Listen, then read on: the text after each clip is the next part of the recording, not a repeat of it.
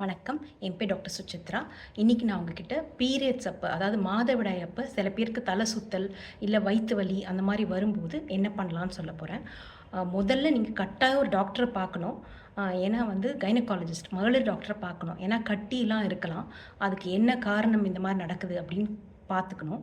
அ நெறைய பேருக்கு வந்து வேற எதுவும் இல்ல அப்படின்னு அவங்க சொல்லிட்டாங்கன்னா, ஸ்கேன் பண்ணி பார்த்துட்டு ஒண்ணும் கட்டிலாம் இல்ல அப்படின்னு சொல்லிட்டாங்கன்னா, வேற எதுவும் பிரச்சனை இல்ல அப்படின்னு சொல்லிட்டாங்கன்னா, நீங்க வந்து அ ஒரு யோகா தொடர்ந்து பண்ணீங்கன்னா, உங்களுக்கு பயனுள்ளதா இருக்கலாம். அந்த வலியோ, இல்ல தலை சுத்தலோ, ஹீமோகுளோபின் ரத்த சோகை இருந்ததுன்னா, அத சரி பண்ணா தான் அதுவும் சரியாகும். அதுக்கு இரும்பு சத்து மாத்திரை 3 மாசம் போடணும். இல்ல இரும்பு வந்து அ நரம்பு வழியா கூட ஏத்த வேண்டி வரலாம்.